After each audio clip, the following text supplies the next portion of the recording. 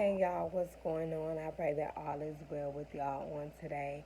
Listen, I'm going to try to jump right into this. This is I believe, third video in our codependency, the other drug video series. And today we are going to talk about why it is hard for us to admit that we are codependent. But before we get into that, I just wanted to backtrack and tell you guys the definition again of codependency, which is something that I will repeat every video just in case we got new people watching as the videos go.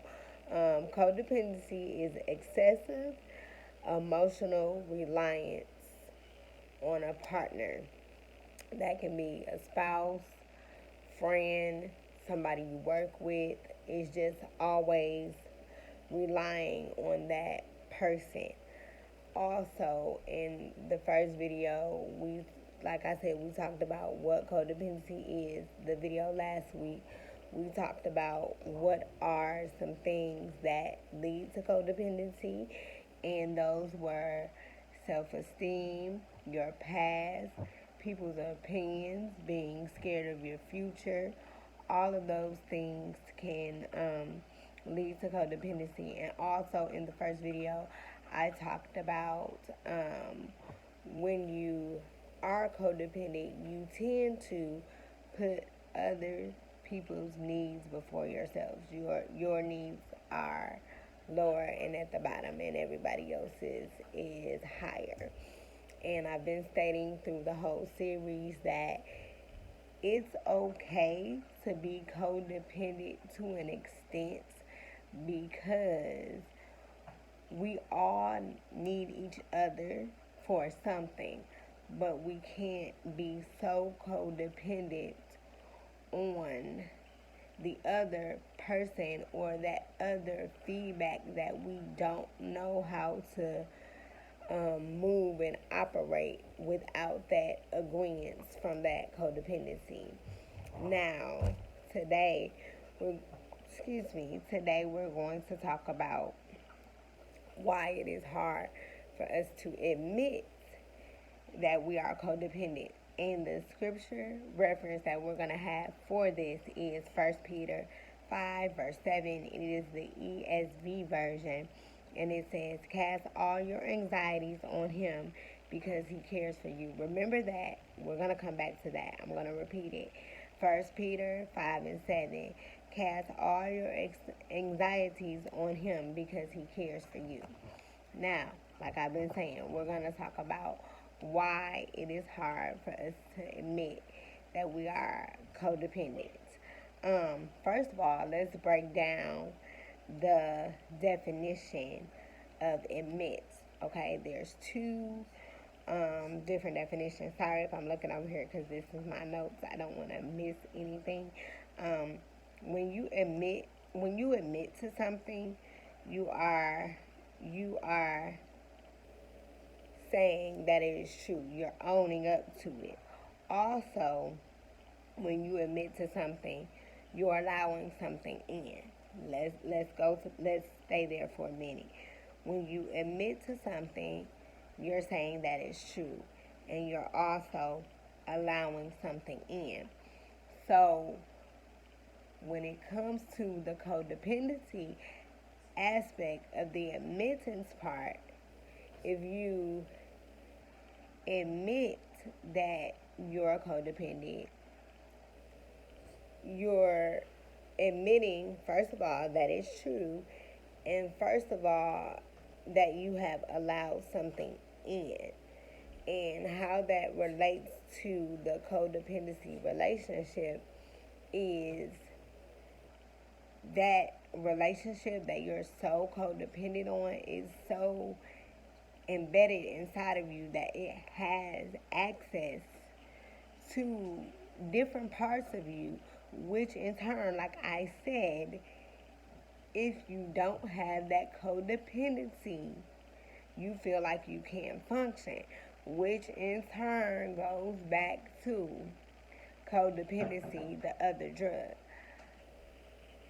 when people are battling a substance abuse habit, when they don't have that codependency of whatever that substance is, if they don't have access to that, if it's not able to dwell, if it's not able to dwell inside of them, it's hard for them to function, depending on how long they have been dealing with the thing.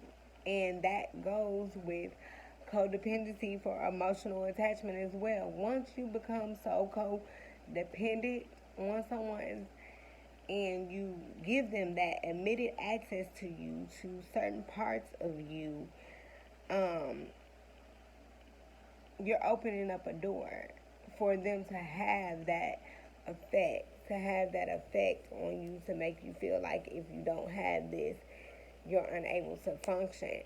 But again, 1 Peter 5:7 says, cast all your cares upon him because he cares for you. So everything that we become codependent on, we need to turn those things and give it to God, because God cares for us, in spite of our shortcomings. Now, when it comes to a codependent relationship, sometimes one end of the codependent relationship can be too heavy for a person and they just tap out, and they no longer know how to be there for you, because you have been so codependent on them that it has not only drained you, but it drains them as well. And I, for me, from my situation when I was dealing with codependency, the reason why it's hard to admit that you're codependent is because one of our favorite things that we all struggle with, we don't want to be held accountable. We do not want to be held accountable, because if we admit that we're so codependent on whatever this thing is, and we start taking steps to get rid of that codependency, and we find a accountability partner, of course go to God, but have a physical present accountability partner to help you get through that. We don't want to admit that we're codependent because we don't want to be held accountable for throwing our codependency up in our face. And also, we don't want to be looked at differently. We don't want to be looked at as if we're the needy person, or that we can't function without this type of approval from a person, or from an outsourced social media, whatever it is. And I don't think, and another reason we don't want to admit that we're codependent, because I don't think that we truly understand how codependency affects our daily lives. For instance, with social media, when we post a post, we post a picture, we do this, we do that, and then the likes and the comments and all of that start coming in. But what if you get that one comment that kind of just sends you, kind of messes you up for a bit?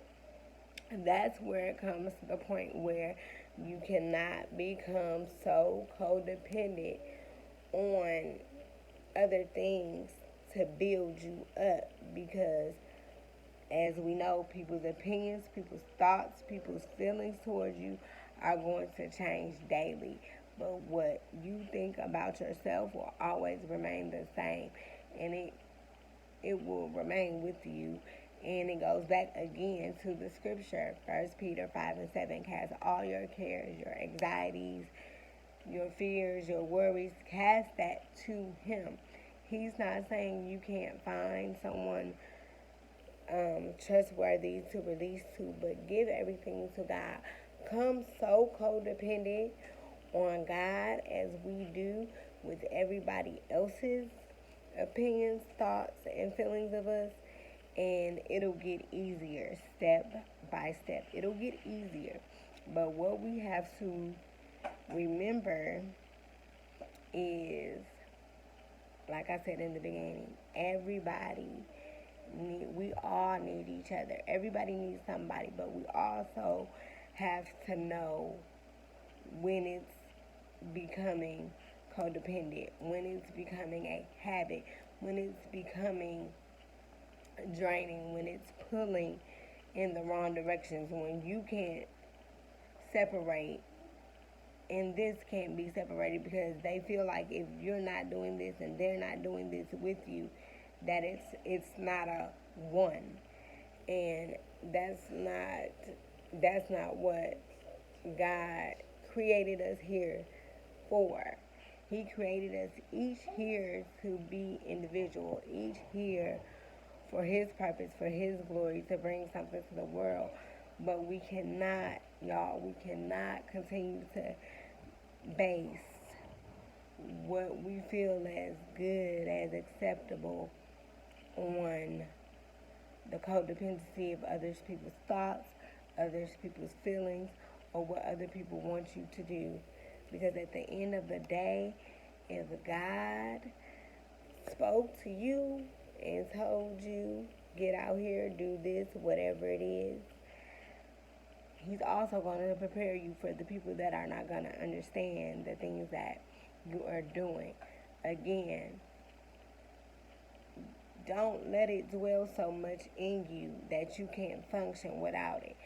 Don't let the accolades get you so heavy that you can't function without it. Don't let if somebody don't comment the way you want on your whatever, let it get you. If someone doesn't see your vision the way you see your vision, don't let it get you. Don't become so codependent on their yeses that when they tell you no, you feel like you can't move. Okay? Until next video, y'all be blessed. Y'all be encouraged. Keep praising, keep fighting, keep worshiping, keep standing, keep smiling. Y'all seen Calvin just try to slide in here on this end. Y'all stay encouraged. Codependency is something we all deal with. It's a drug that we all have taken, that we all feed off of, whether we realize it or not. But we have to learn how to truly depend on God and use everything else to help us instead of break us. Because some of the things that we take in, I think that we take it in. I said I was going to go and turn to something else, but after this I'm going to be done. But some of the things that we take in, we have the intent of taking it in to help us grow, but we take it in and it breaks us. So that, again, too, we have to be mindful of what we're taking in, what we're listening to, and how we let it affect us. All right, y'all, for real. Until next video, y'all be blessed.